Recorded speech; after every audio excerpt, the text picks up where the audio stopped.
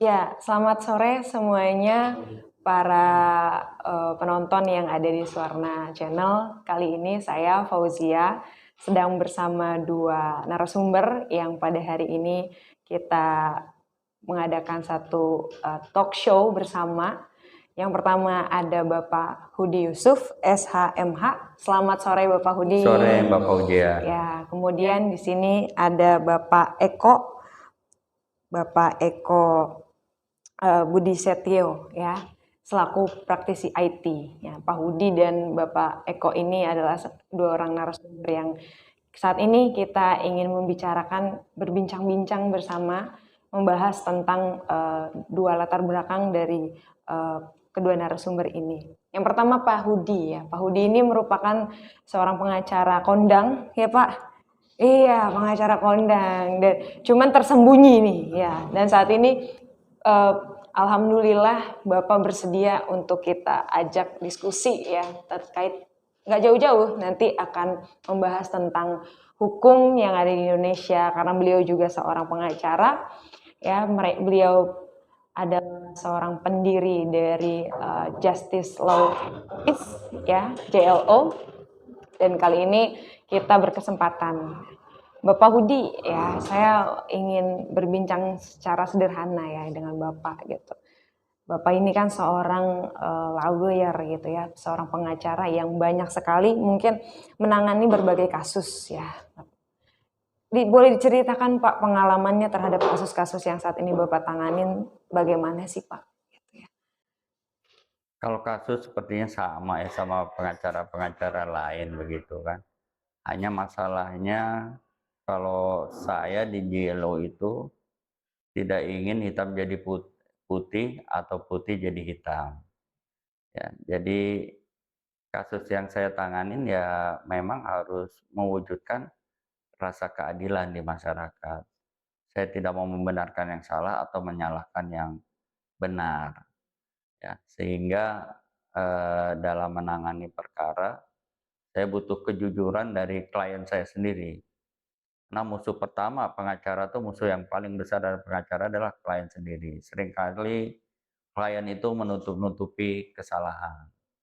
Seperti itu. Misalnya, saya nanganin kasus korupsi di KPK waktu tahun 2013.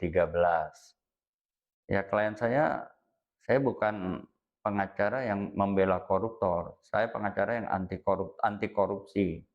Oleh karena itu klien saya seakan lebih baik jadi justice kolaborator atau rekan keadilan yang membantu aparat penegak hukum untuk mengungkap kasus ini. Seperti itu. Sehingga kalau tidak mau ya saya tidak akan terima, dibayar berapapun saya tidak akan terima. Tapi kalau beliau mau menjadi justice kolaborator, saya bersedia menjadi pengacara beliau, seperti itu. Dan alhamdulillah beliau berkenan menjadi justice kolaborator dan justice kolaborator kita diterima oleh KPK dan dilindungi juga, mendapat perlindungan dari Lembaga Perlindungan Saksi dan Korban LPSK. Seperti itu, Mbak. Jadi posisi klien itu juga jadi justice kolaborator juga ya Pak? Iya, kalau dalam kasus korupsi saya pasti mengarahkan klien saya jadi justice kolaborator. Seperti itu. Dan akhirnya beliau ungkap dan pihak-pihak yang terlibat akhirnya diproses hukum. Ya, diproses hukum dulu di salah satu departemen di Jakarta. Semuanya diproses hukum. Bahkan akhirnya juga menjadi whistleblower, mengungkap kasus yang dia tidak terlibat di dalamnya tapi dia tahu di situ ada tindak pidana sehingga dan beliau menjadi whistleblower gitu. Berarti proses pendampingan hukum yang Bapak lakukan ke klien itu mulai dari mana Pak? Sehingga klien itu bisa mengungkap dan jujur tuh di awal. Ya, pengacara itu memang harus dari awal ya. Waktu itu saya mendampingi saat beliau dipanggil menjadi saksi. Menjadi saksi, saya sudah memberikan masukan menjadi saksi. Dan waktu di KPK, waktu menjadi saksi itu pengacara belum boleh masuk. kalau sudah jadi tersangka boleh pendampingan. Nah, waktu itu ya tahun 2013 zaman Pak Abraham Samad lah Itu ketua KPK. tentang persoalan apa tuh, Pak? Itu korupsi di kasus solar home system dulu. Solar home system. Solar home system di Departemen SDM kan. Nah, setelah jadi tersangka baru pengacara boleh dampingin, boleh naik tuh ke lantai 8 waktu itu kan. Mendampingin beliau di BAP dalam penyidikan. Nah, di sana saya sudah tegaskan sebelum mendampingi, beliau mau nggak jadi justice kolaborator? Buka-bukaan lah, gitu. Sebagai rekan keadilan, membantu pihak aparat penegak hukum agar perkara ini jelas, gitu kan, menjadi terang benderang. Unsur pidananya, siapa yang terlibat pun akan tahu semua. Kalau tidak, saya tidak mau pegang. Tapi alhamdulillah klien saya mau jadi justice kolaborator, dan akhirnya saya pegang sampai selesai perkara itu. Sampai selesai Sampai perkaranya. selesai. Oke. Berarti tantangan terhadap ada nggak Pak klien yang mungkin Bapak tangani dalam hal ini bungkam atau takut, kekhawatiran-kekhawatiran itu bagaimana Bapak sikapinya? Banyak. Awalnya juga untuk jadi justice kolaborator itu takut. Ya, Karena kan harus membongkar pejabat-pejabat. betul. Resikonya banyak, Pak. Resikonya tinggi, seperti itu. Dan akhirnya diyakinin bahwa kita akan bantu juga ke Lembaga Pelindungan Saksi dan Korban untuk dilindungi. Karena beliau akan berhadapan dengan para pejabat kan, yang punya power. Ya. Begitu akhirnya ya bersedia setelah kita buat bahwa ini akan aman, ya akan aman dan kita akan berusaha dilindungi oleh Lembaga Pelindungan Saksi dan Korban. Nah, dari situ mulailah ada kepercayaan dan kita kasih juga nilai-nilai agama, ya kan? Mengakui dosa, mengakui kesalahan bukan dosa, justru menutupi kesalahan adalah dosa. Oleh karena itu lebih baik sekarang husnul khotimah lah. Ya, mereka juga sudah pada tua-tua umurnya, buat apa nutupin kesalahan. Dan klien saya bersedia untuk menjadi justice kolaborator dan mengungkap segalanya seperti itu. Berarti diberikan pemahaman dulu ya Pak? Berikan terkait pemahaman dulu. Hukum, penanganannya. Penanganannya. Ya kita harus cerita dari A sampai Z cara penanganan kita ke beliau sehingga beliau nyaman dan beliau merasa aman. Endingnya ya beliau bersedia menjadi justice kolaborator. Nah menurut Bapak hukum ini apa sih gitu di Indonesia nih bagaimana prosesnya pemahamannya kalau kita lihat kacamata Bapak, pandangan Bapak terkait hukum yang ada di Indonesia saat ini? Kalau saya melihat hukum di Indonesia ya, memang banyak yang mengatakan hukum ini milik orang kaya. Ya, tajam ke bawah, tumpul ke atas. Dan itu hampir benar. Hampir benar. Klien-klien saya yang tidak memiliki uang juga banyak hambatan untuk mencari rasa keadilan, begitu. Namun saya yakinin banyak aparat juga yang baik kok. Ya, banyak aparat yang baik. Dan saya yakinkan juga kalau bukti kita benar, bukti kita itu cukup dan benar ya dapat dipertanggungjawabkan, tidak usah takut, tidak perlu pakai biaya. Justru para pencari keadilan yang mengedepankan biaya, saya curiga malah. Jangan-jangan mereka tidak benar gitu kan. Saya sebagai advokat kan disumpah ya, pakai kitab suci saya. Sehingga kalau saya membela apa tadi yang salah menjadi yang benar, benar menjadi salah, saya melanggar sumpah saya kan. Oleh karena itu saya katakan kepada klien saya yang tidak memiliki uang ya silakan tempuh keadilan. Jangan takut, jangan beranggapan ada pendapat di masyarakat hilang ayam sama juga hilang kambing kan begitu. Sebenarnya itu tidak, banyak aparat juga yang baik ya, yang masih punya hati nurani itu banyak juga. Kawan-kawan saya rata-rata para penegak hukum baik-baik ya sampai sekarang karena kita pendekatannya pendekatan hukum, pendekatan kemanusiaan dan mereka ya bekerja secara profesional seperti itu. Walaupun ada oknum-oknum yang tidak beres itu ada. Tapi ya oknum-oknum itu pun diberi apa ya, kesadaran gitu, diadakan pendekatan baik-baik, akhirnya bisa memahami kok begitu. Jadi kepada masyarakat sebetulnya tidak perlu ragu ya, tidak perlu ragu untuk mencari keadilan. Jangan dengar kata orang ya kan, kita buktikan sendiri banyak aparat yang masih baik di negeri ini yang bersedia menegakkan hukum secara profesional, begitu. Tapi sulit tuh Pak, hanya segelintir tuh pengacara di situ. Karena untuk bisa mencari keadilan itu seseorang tuh harus perlu banyak pengorbanan. Kalau dibilang sedikit ya mungkin alhamdulillah ya, saya ketemu tuh aparat-aparat yang baik ya. Mungkin rekan-rekan saya yang lain ya saya nggak tahu gitu. Ketemu aparat yang baik kok. Kayak kemarin aja saya menyelesaikan kasus di Jakarta Selatan masih ditraktir oleh kanitnya ya nggak. Wah seneng.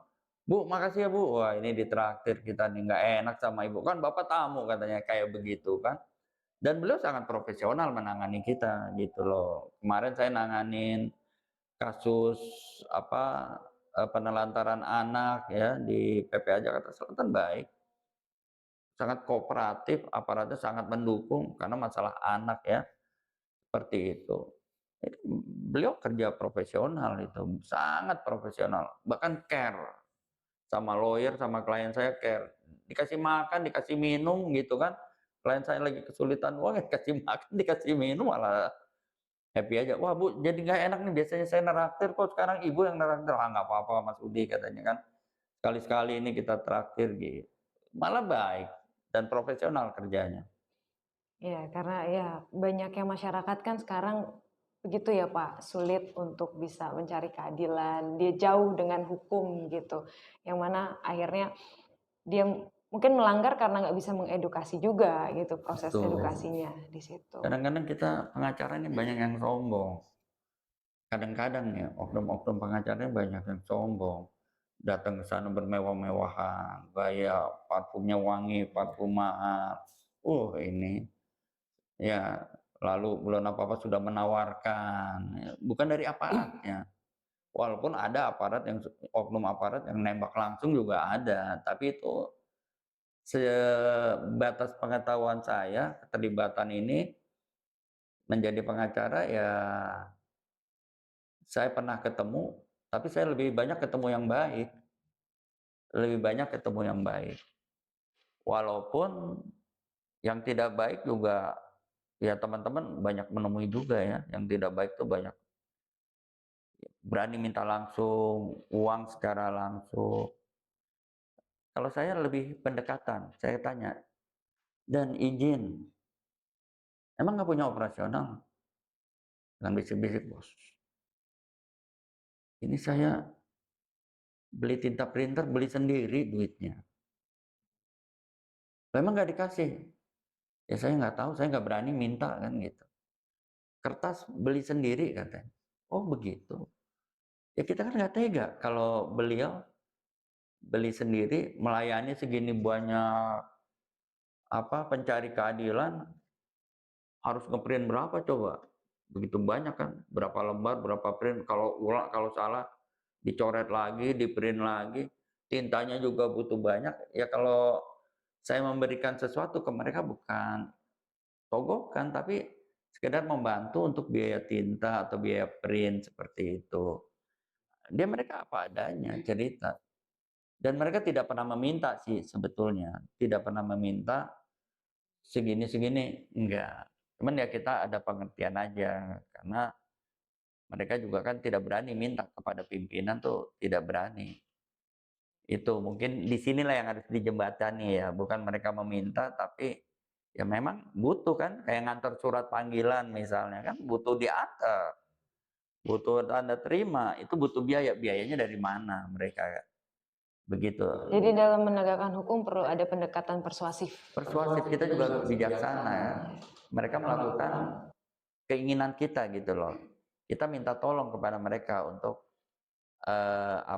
melayani kita dengan baik secara profesional. Tapi terkadang itu teman-teman penyidik di bawah ya kesulitan operasional. Nah, Tapi bukan berarti kita beri bantuan operasional mereka berpihak, tidak, mereka tetap profesional, tidak kesulitan itulah yang sering disalahartikan oleh masyarakat seakan-akan pihak aparat meminta duit, padahal belum tentu. Ya, dan kasus mereka juga banyak. Ya, waduh itu kalau kasus itu bisa ribuan. Kita kadang-kadang pengen cepet, ya enggak? Kalau pengen cepet kan susah, nanti pada komplain semua. Bilang lama nggak diperhatiin. Kita yang pencari keadilan juga kadang-kadang ingin cepat, ingin cepat. Padahal antri kan, masuk rumah sakit aja antri, apalagi yang berperkara tuh antrinya banyak bener kan. Begitu, sering disalahartikan. Walaupun banyak juga oknum yang kita nggak menutup mata, banyak oknum yang melakukan itu.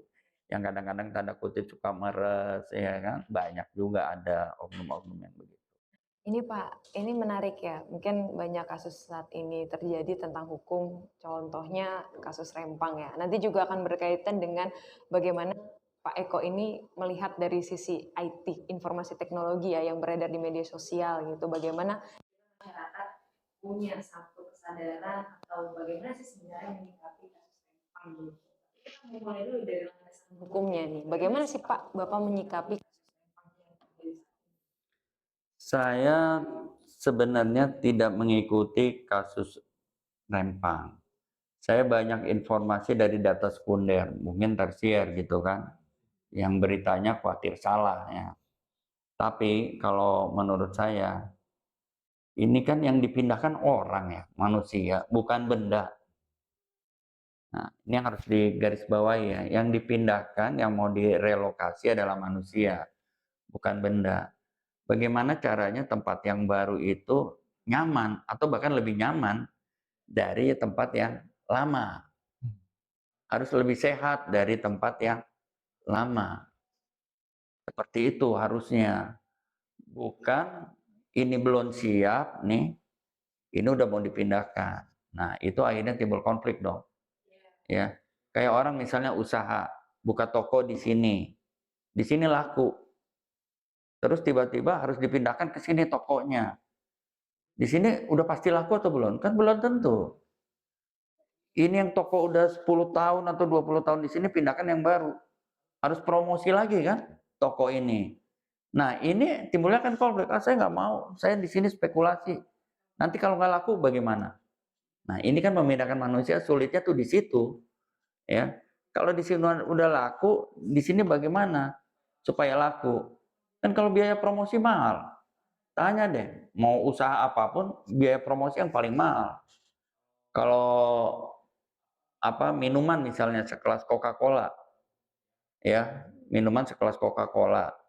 Kalau Coca-Cola nih berandai-andai misalnya bangkrut, yang diambil aset atau merek? Merek. Merek. Kalau orang pintar diambilnya merek. Mereknya udah mendunia gitu kan. Jadi ngebangun merek itu, image itu tidak murah. Bahkan lebih melebihi investasi aset.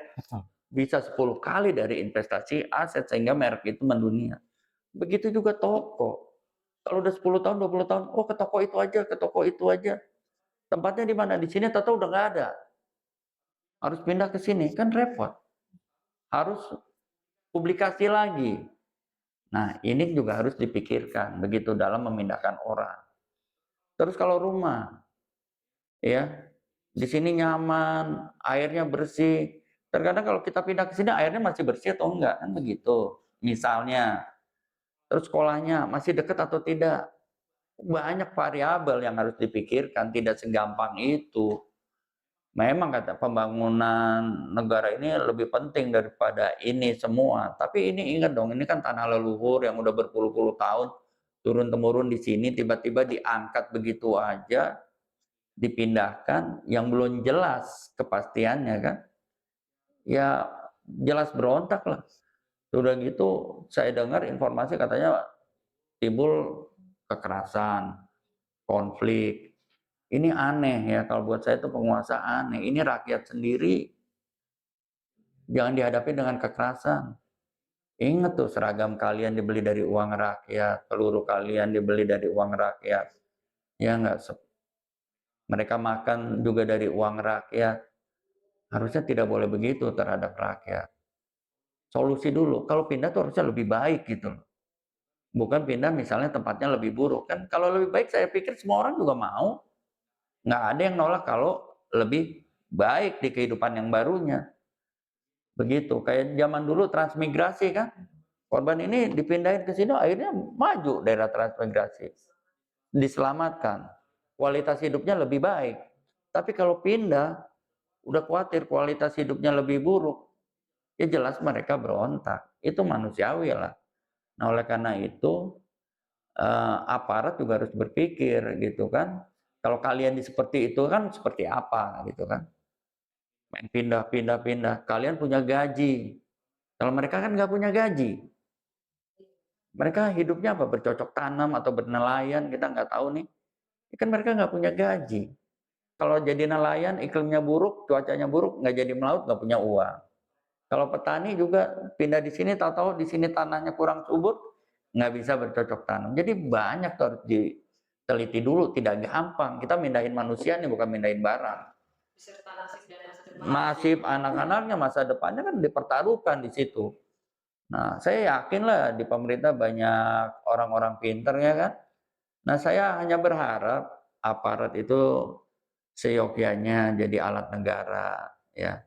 Jangan jadi alat kekuasaan apalagi sebagai alat pengusaha kan. Saya berharap aparat kita profesional lah sebagai alat negara ya. Jangan tadi tanda kutip sebagai alat kekuasaan atau alat pengusaha. Aparat itu harus melindungi rakyat karena hidup dari duit rakyat. Semuanya dibeli oleh uang rakyat seperti itu. Nah, agar tidak terjadi konflik. Kita konflik terus kan capek ya. Apalagi kalau sampai pertumpahan darah atau hilangnya nyawa.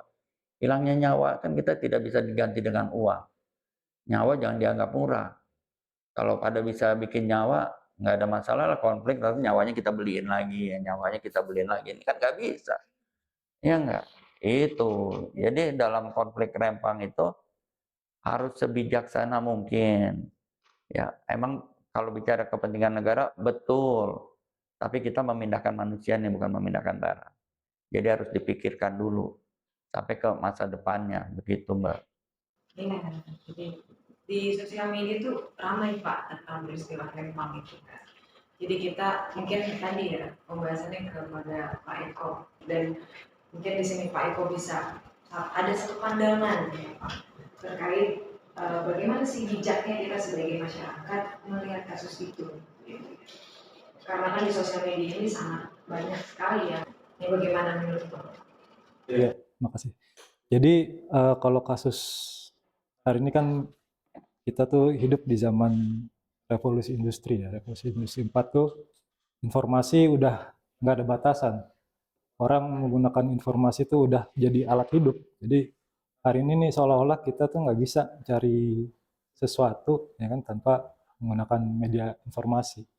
Nah, cuma jadi masalah adalah untuk mendapatkan sumber informasi yang aktual yang berdasarkan fakta. Hari ini tuh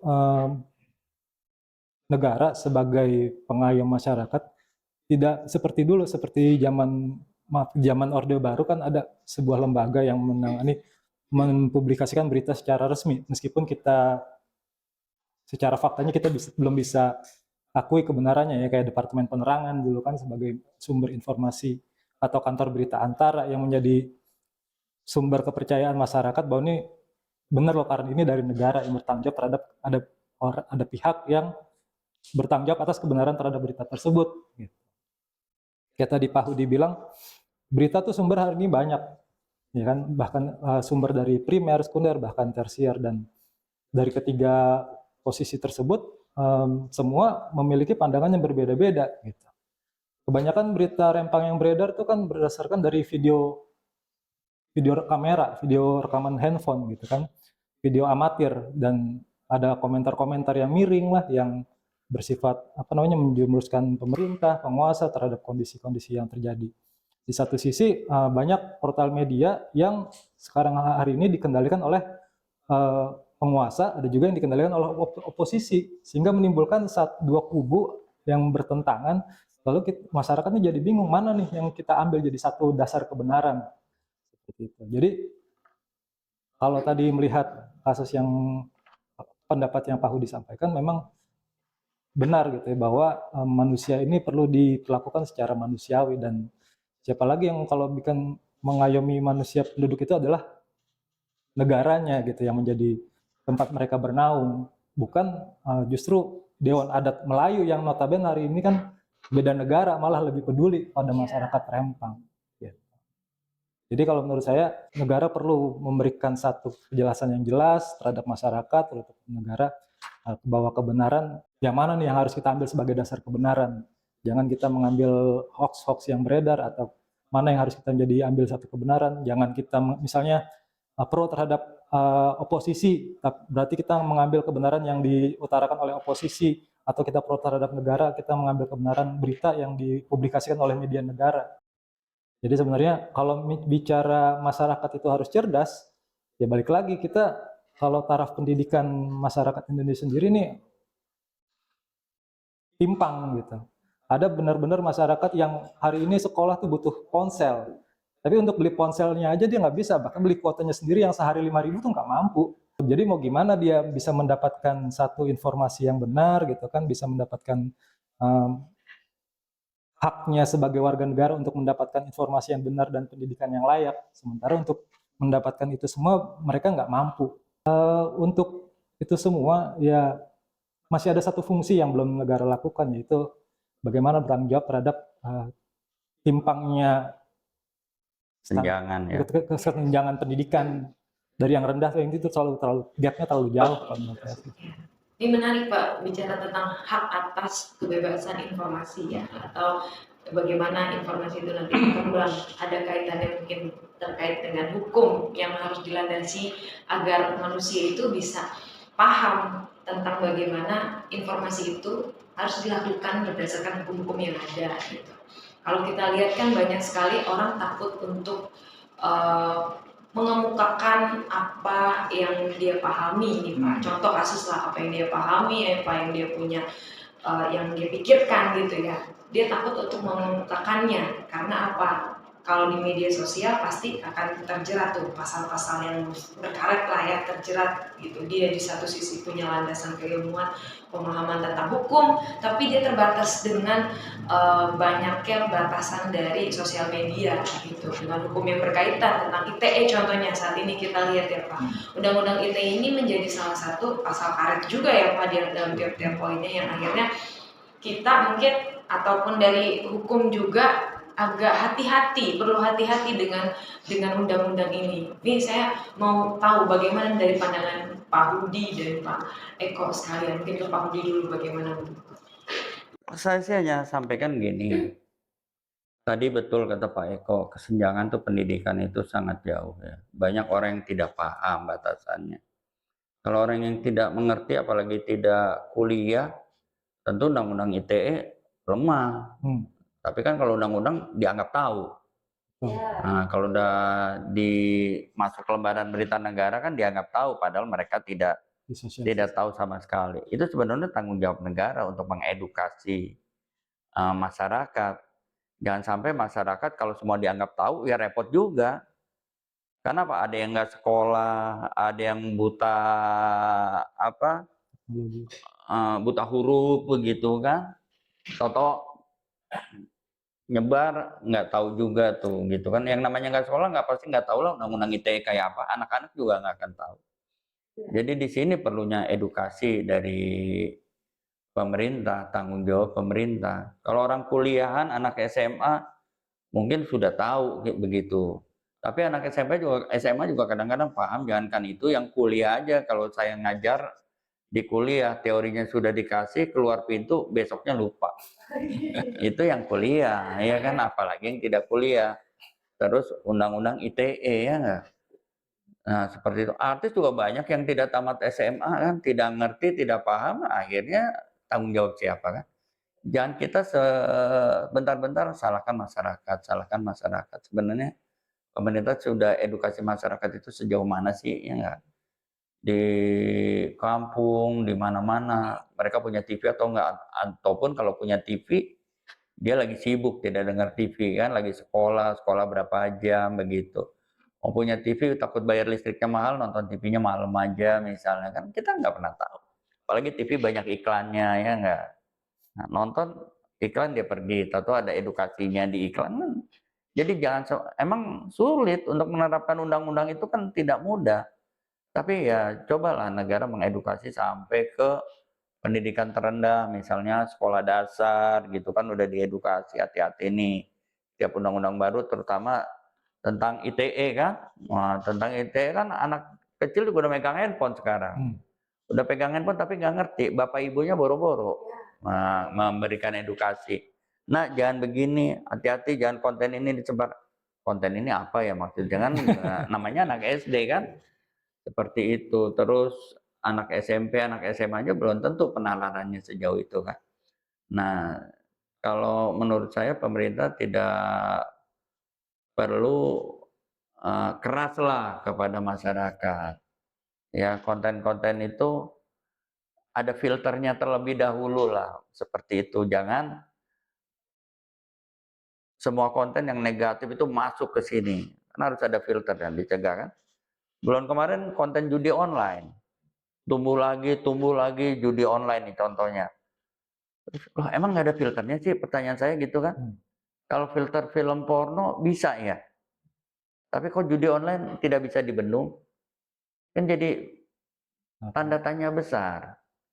Terus kalau saya sih beranggapan begini, misalnya artis-artis tuh yang kemarin kena judi online, saya beranggapan artis jangan disalahkan. Yang salah kenapa nih konten judi, situs judi bisa masuk ke Indonesia? Gimana tuh situs judi bisa masuk ke Indonesia? Apa nggak ada filternya? Apa nggak bisa tuh kerjasama sama siapa tuh YouTube kayak atau apa yang judi tidak boleh masuk ke Indonesia kan? Anggapnya, tapi kalau sudah masuk ke Indonesia dianggap sah dong, dianggap halal. Jadi kalau artis jadi ininya bintangnya di situ, ya jangan disalahkan artisnya. Yang disalahkan kenapa judi itu bisa masuk ke Indonesia kontennya kan gitu. Kecuali artis itu konten judi atau situs judi di luar negeri, dia panggil di luar negeri jadi iklan di luar negeri. Nah itu. Nah tapi hukum di sana bagaimana? Boleh atau tidak kan di luar negeri? Kalau boleh kan sah aja. Kalau di Indonesia jangan sampai situs itu masuk ke Indonesia gitu loh Pak Eko. Ya. Tahu secara ITE ada nggak nih filternya ya nggak? Apa bisa atau enggak nih? Saya kan nggak ngerti nih. Saya gaptek ya nggak gitu Pak Eko. Gimana Pak Eko? Langsung ditanya sama Pak Budi. Iya. Iya. Jadi kalau dalam teknologi internet itu ada namanya protokol. Ya, jadi kenapa kuota internet di Indonesia itu mahal, Pak? Jadi memang kita itu di Indonesia ini sebenarnya negara objek, di mana semua perusahaan-perusahaan seluruh dunia tuh nyari makan di Indonesia. Saya pernah ngobrol sama orang Amerika dan dia kaget, 1 giga di sini 10.000. Gitu. Kalau di sana internet udah gratis, udah hitungan sen. Gitu. Jadi memang untuk mendapatkan fasilitas internet sendiri di Indonesia ini masih mahal, sehingga jadi satu pertanyaan. Di era yang serba menjadi satu komunikasi menjadi alat makan, kenapa belum kita bisa mendapatkan satu jaringan atau koneksi internet yang bisa memenuhi semua hal dan dengan biaya yang terjangkau seperti tadi sehari untuk biaya pulsa 5.000 aja anak sekolah tuh nggak mampu untuk belajar padahal. Nah kalau tadi untuk memfilter-filter website-website yang konten-konten yang melanggar dalam hal norma hukum atau norma kesusilaan gitu. Sebenarnya ini juga memang satu peran pemerintah tadi Kominfo.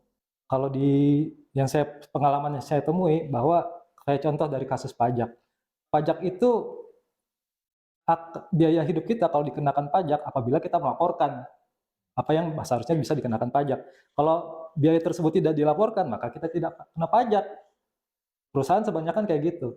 Nah sama dalam kasus ini pelanggaran hukum. Kayak contoh waktu kemarin kan belum lama TikTok terus juga judi online. Ini kan kalau saya perhatikan berdasarkan laporan. Ada satu pihak yang melaporkan, yang merasa dirugikan. Nah kalau ini tidak ada laporan, sebenarnya nggak bakal diproses juga. Orang nggak ada laporan dan saat itu tadi semuanya situasinya berjalan aman, kondusif dan tidak ada yang merasa dirugikan. Jadi seolah-olah itu halal sebenarnya. Nah, ketika ada yang melaporkan, ada yang merasa dirugikan, baru itu diangkat menjadi kasus hukum. Ya sebenarnya bisa negara untuk memfilter konten-konten yang masuk gitu. Namun sekali lagi hari ini orang tuh udah gampang banget bikin situs atau bikin website. Modal 150.000, 200.000 jadi tuh website, Pak. Kita cloning isinya, duplikat isinya, kita beli di internet, nih mau situs kayak apa, dibeli template-nya, dipasang, dibeli hostingnya, .com apa. Jadi bahkan kita bisa sendiri, yang agak susah tuh malah memang website-website pemerintah. Nah, untuk website yang domain yang lain tuh udah gampang banget. Murah nih, kita jadi pelanggan pertama aja ya. Iya nggak? Murah. Murah, sangat murah. Nah, karena murahnya ini dan jangan salah, sebenarnya tingkat yaitu tadi kesenjangan teknologi kita, pemahaman atau teknologi di masyarakat kita benar-benar gapnya tuh jauh. Ada yang benar-benar nggak paham, ada yang jadi hacker internasional. Gitu. Jadi justru Indonesia ini memiliki banyak potensi yang hari ini tuh belum banyak tergali. Nah, yang jadi permasalahan potensi-potensi ini karena mereka tidak diberdayakan oleh negara untuk menjadi menambah pembangunan negeri, akhirnya mereka pada hal-hal yang negatif seperti cari duit gampang, judi online, ya kan? Terus belakangan yang ramai marak pembajakan akun WhatsApp, akun-akun media sosial. Ya, betul, menarik. Jadi sebetulnya dari derasnya arus informasi sekarang ya Pak, teknologi itu kan memang nggak bisa dibendung ya. Kalau kita mungkin tidak bisa mengiringinya dengan kemajuan nilai-nilai spiritual gitu ya, agar itu bisa diredam gitu ya, agar punya kontrol tadi dan protokol yang bisa bermain di situ gitu kan. Jadi gini, sejauh mana tingkat teknologi satu negeri sebenarnya tergantung dari pemerintahnya sendiri. Pemerintah kita tuh belum aware bahwa teknologi ini menjadi satu alat yang vital untuk digunakan sebagai kemaslahatan bersama. Gitu. Jadi teknologi ini masih menjadi objek, bukan menjadi alat untuk melayani masyarakat sebenarnya.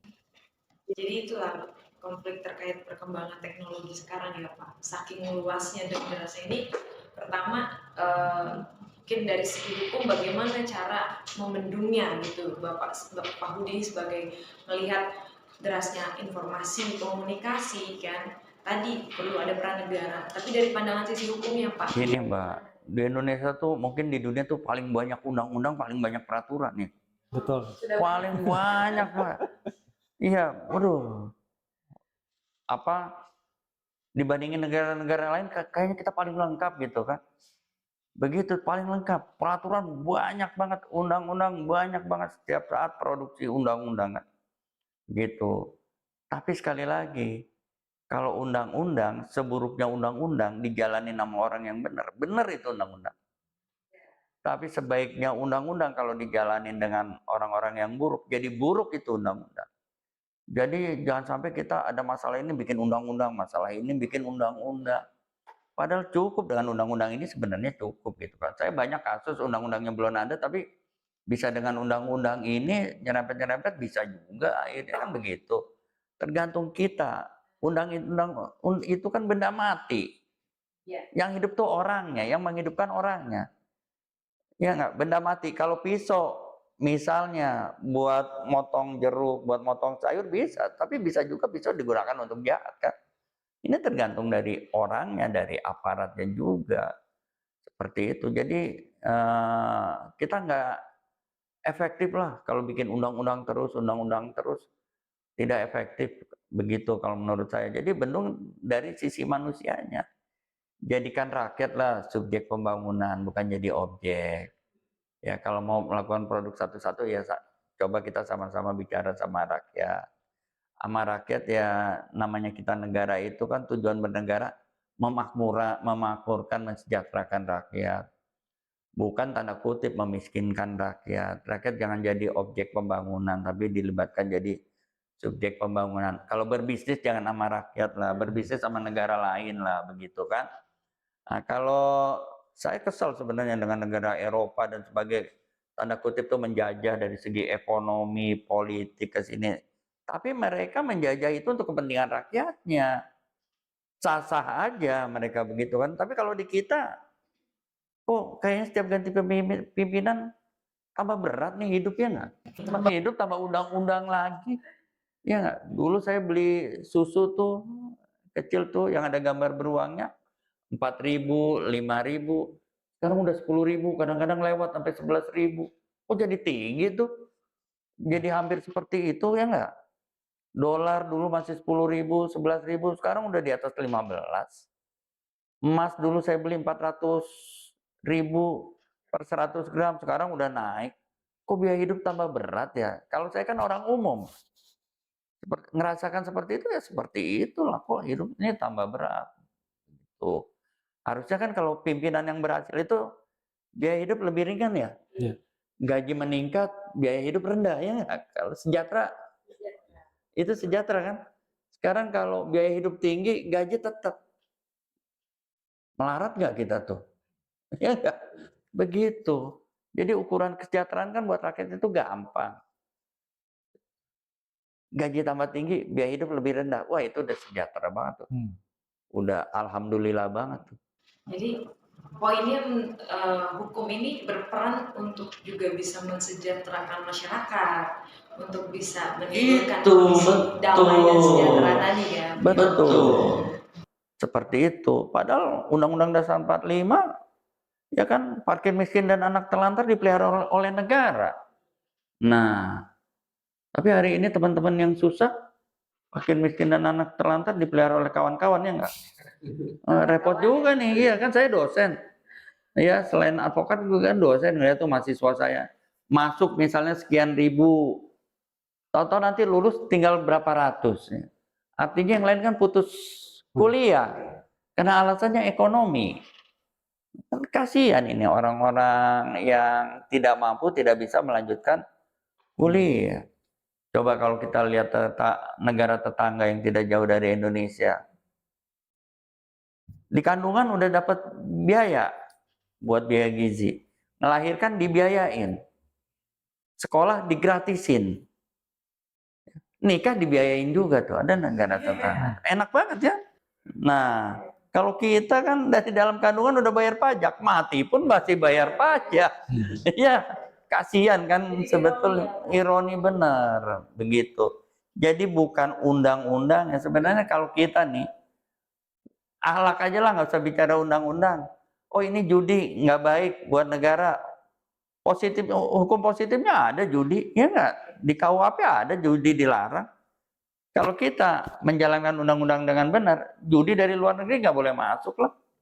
Kalau dia yang masukin dia apa sih ini pakai situs apa kan, tutup blokir dan sebagainya. Itu kan punya kewenangan pemerintah. Jangan salahkan rakyat, atau rakyat jadi bintang iklan nih dari produk ini. Nah produk ini kan lolos nih dari pengawasan pemerintah. Ya, jangan salahkan rakyat kalau rakyat jadi bintang iklan, orang namanya juga nyari duit. Kan kita tidak ada yang digaji oleh negara nih. Ya, kalau di luar negeri kan ada. Kalau di Arab misalnya, ATM-nya penuh tiap bulan. Kalau kita ATM-nya teriak-teriak, ya. Tolong, gitu. Nah, kan beda. Begitu. Jadi jangan banyak produk undang-undang. Nah, tapi undang-undang dijalankan dengan orang-orang yang baik, orang-orang yang benar, aparat yang profesional. Insya Allah, walaupun undang-undangnya buruk, jadi baik gitu. Jadi hukum Begitu. itu bukan undang-undang. Kenapa? Atas undang-undang. Bukan sebatas undang-undang gitu loh. Dijalankan oleh perilaku manusia-manusia itu harus baik ya nggak? Kelemahan undang-undang tertutup, tutup loh. Apalagi dari zaman dulu adat istiadatnya nggak ada hukum positif, dia selesaikan secara adat ya nggak? Nah, selesaikan secara adat, selesai dari zaman dulu. Semua masalah dengan adat selesai. Hari ini dengan undang-undang yang banyak tapi kok nggak selesai gitu. Itu jadi pertanyaan besar. Oh, banyak undang-undang, negara bukan tambah tertib ya? Begitu. Koruptor makin banyak ini. Narkotika biarin udah dihukum matinya ada, tapi kasusnya meningkat. Ada apa ini? Seperti itu. Undang-undangnya jelas sampai hukuman mati. Koruptor juga ancamannya sampai mati. Ya, tapi tambah banyak ini kayaknya nih. Apa nih? Kok banyak banget kejahatan, ya enggak? Kalau di luar negeri kayaknya sedikit ya gitu kan.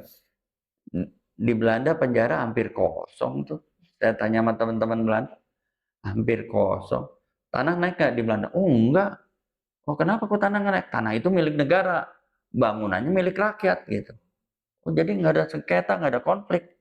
Jadi kapan aja negara membutuhkan diganti itu bangunannya. Dia dipindahkan.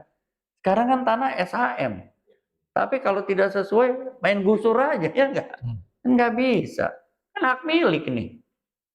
Coba, kalau di Belanda tuh tanah itu milik negara. Nggak boleh rakyat sebagai pemilik tanah.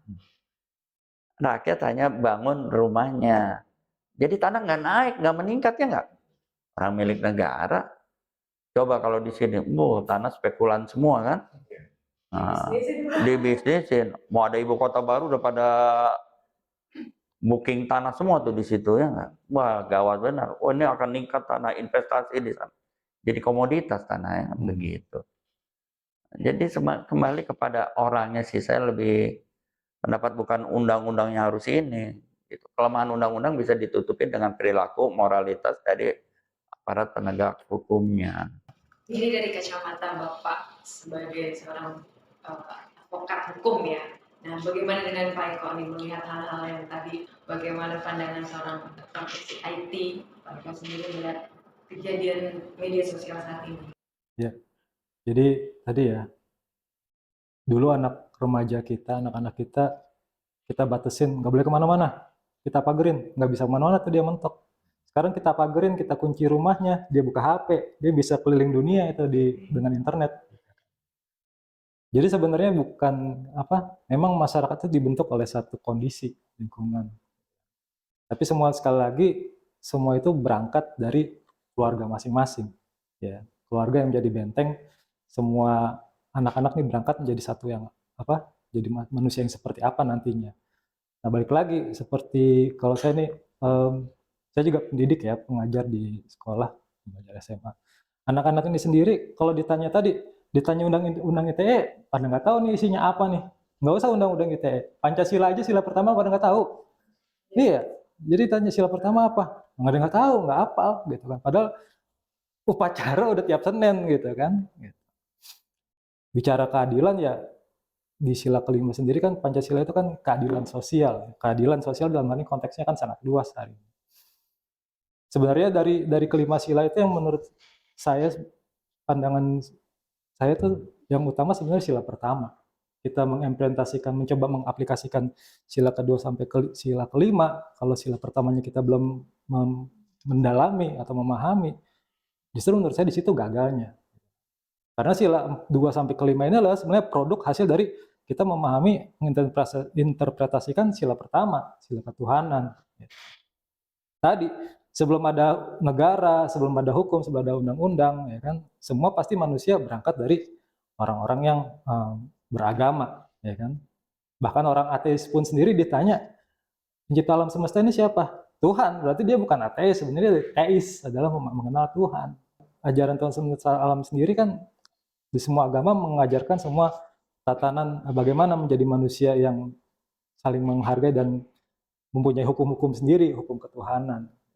Jadi produk-produk hukum ini sebenarnya sebagai satu alat untuk menjaga masyarakat. Namun jika produk hukum ini sendiri gagal, berarti kan balik lagi ke fitrahnya di manusia. Gitu. Dia harus mentaati hukum paling fundamental dari dirinya, hukum penciptaan.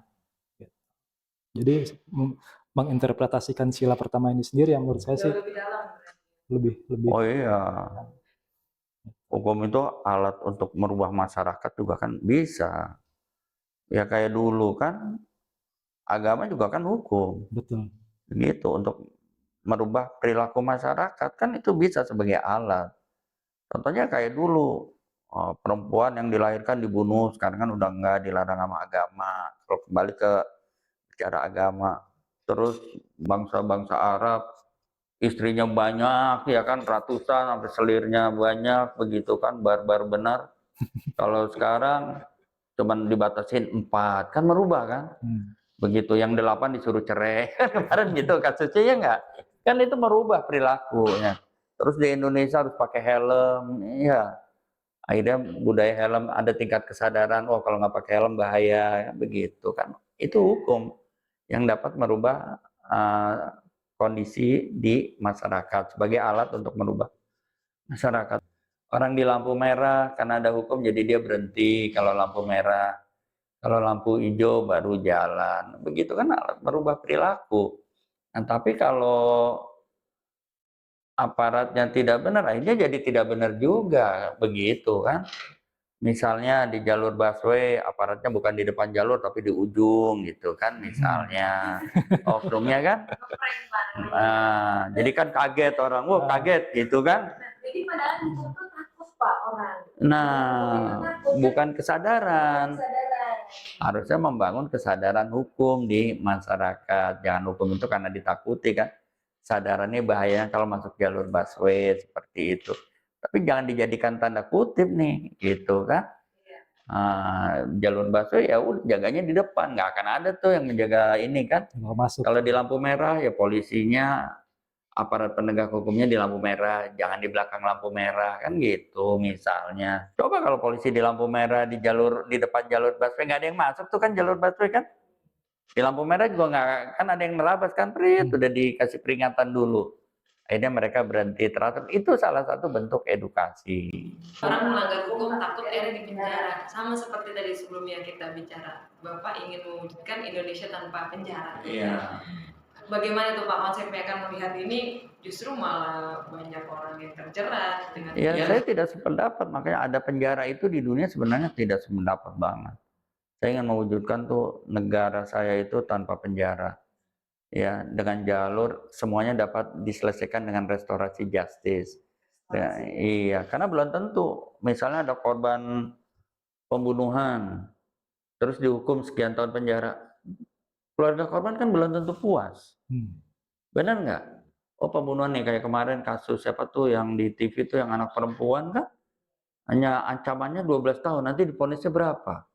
Terus nanti ada apa keringanan, iya akhirnya nggak puas kan, nggak ada yang itu. Tapi coba dengan jalur restorasi justice ya, bagaimana? Kayak di Arab Saudi kan sebenarnya kalau membunuh itu hukumannya mati kan, tapi kalau bayar denda selamat dari hukuman. Dan kan itu semacam jalur apa seperti restorasi juga kan di Arab. Jadi kalau bayar denda sekian sesuai dengan permintaan, akhirnya hukumannya dicabut kan. Kan kasihan juga kalau orang yang tidak ngerti apa dalam arti tingkat kesadaran orang kan nggak bisa sama. Tingkat kesadaran dosen sama dosen aja tentu berbeda, ya nggak? Seperti itu. Misalnya dosen ada yang melakukan pelecehan seksual, ada yang pungli, ada dosen yang benar. Itu kan tingkat kesadarannya berbeda di antara orang yang berpendidikan. Nah, kalau di orang yang tidak berpendidikan tingkat kesadarannya juga berbeda. Dengan ngebunuh anggap masalah selesai, padahal tidak selesai. Ada orang yang tidak mau ngebunuh karena masalah tidak selesai dengan harus menghilangkan nyawa, kan ada. Nah, tingkat kesadaran ini kan berbeda setiap orang. Nah, disinilah ada rekonsiliasi, ada restorasi justice, agar tercipta kedua belah pihak ini sama-sama adil. Seperti itu. Misalnya kalau di Arab ngebunuh, oh didenda 5 miliar, punya duit nggak 5 miliar, begitu. Kalau dia tidak punya, negosiasi sampai berapa, akhirnya tetap bayar denda, ini bebas dari hukuman, kan begitu lebih baik. Kalau orang meninggal, emang dapat mengembalikan nyawa juga kan tidak? Tidak kan? Nah, tapi kalau dibayar dengan denda, misalnya keluarganya, ya yang tadinya rumahnya reot mungkin bisa jadi bagus, yang tadinya nggak punya mobil mungkin bisa mobil, yang tadinya tidak punya modal mungkin bisa punya modal, begitu. Kalau orang dibunuh atau hukuman mati lah kasar, yang seneng siapa? Yang seneng cacing-cacing di bawah, belatung-belatung, pesta pora nih kan, mau makan nih. Tapi kalau hidup masih bisa bermanfaat nggak buat orang lain? Pertanyaan kan itu. Jadi jangan sampai usia-usia produktif itu masuk penjara. Di penjara, coba kebayang di penjara, ya apa yang dia lakukan di penjara? bikin buku Pak. Iya. Bikin buku, ya nggak? Jadi Hitler. Wah, iya, bikin buku atau jadi foreman ya, jadi centeng di sana kan begitu. Nah ini apa ini solusi? Penjara kan belum tentu. Keluar dari penjara, nyalek lagi, korupsi jalan lagi, apa bikin jerak kan enggak. Bahkan ada tuh dulu tuh yang apa yang sebut pelaku ngerusak tuh pakai kapak tuh ya, namanya apa tuh saya nggak ngerti. Giliran masuk penjara, ingin masuk penjara lagi. Malah betah di penjara, karena di penjara punya mata pencarian. Kalau di luar tidak punya mata pencarian. Ya senang penjara, habis keluar penjara bikin ulah lagi, masuk lagi, punya penghasilan. Jadi penjara apa manfaatnya juga? Kalau begitu membuat jerah, udah banyak pengedar narkoba masuk penjara, malah ngedarin narkobanya dari penjara, ya nggak jerah juga. Yang dihukum mati banyak, ya. Tapi apakah kasus narkoba menurun? Enggak kan? Kasus narkoba malah meningkat. Koruptor nggak ada kapoknya ya nggak? Begitu. Ngapain harus dipenjarakan? Koruptor diem. Saya ke lembaga pemasyarakatan tuh di Bandung yang khusus koruptor, tidak ada tuh koruptor merasa bersalah. Tidak ada yang ngaku dirinya sebagai koruptor. Yang ada jebakan, politik, dan sebagainya loh. Ini yang di penjara terkena jebakan, kena politik, nggak ada yang ngaku satupun sebagai koruptor. Nah seperti itu. Terus apa gunanya kan gitu. Coba kalau misalnya pihak koruptornya ada jenderal, misalnya ada oknum jenderal, ada mantan pejabat, tidak usah dipenjara lah, dia boleh pulang ke keluarganya misalnya. Terus jam 7 pagi dia harus sudah nyapu jalan, mengabdi buat negara. Sanksi sosial. Iya kan, kena sanksi sosial. Nggak bisa digantikan dengan orang. Kalau dia tidak melakukan itu berarti dia harus masuk penjara lagi, ya nggak? Kalau sekarang boleh tinggal sama keluarganya, tapi kerjanya nyapu jalan lah, kan udah tua-tua juga tuh, ya kan, biarin aja dia suruh nyapu jalan, pakai baju, ya kan, misalnya ada oknum jenderal lagi nyapu, atau mantan menteri jadi nyapu, malu luar biasa nggak? Nah, kan, bapak nyapu pak, siapa ya kan, ngapain harus dipenjara, dia masih bermanfaat gitu loh. Kalau saya dengar kayak di Cina, misalnya orang udah di atas usia 60 tahun, dikasih gaji, kerjanya cuma guntingin rumput, jaga taman, begitu kan? Jadi sebagai manusia Yang bermanfaat buat orang lain. Kalau dihukum mati kan jadi cacing yang senang, begitu kan? Seru banget nih ngobrol-ngobrol dengan Pak Hudi tadi, banyak dengan Pak Eko, banyak kita banyak sebenarnya pembahasannya ya Pak. Mungkin akan berlanjut lagi insya Allah kita dari pembahasan ini gitu, karena tadi banyak sekali nih argumen atau statement-statement yang bikin orang tuh jadi sadar ya, nanti bisa menonton ini jadi akhirnya tersadar dan semakin bisa memahami bagaimana menyikapinya dengan tadi dengan cara bijaksana berdasarkan hukum dan tadi edukasinya gitu ya Pak. Jadi ini satu hal kesempatan yang paling beruntung untuk kita bisa berbincang dengan kedua narasumber. Saya mohon izin dulu Bapak ya terkait dengan video ini. Jadi sampai di sini dulu. Terima kasih banyak Pak Budi. Terima kasih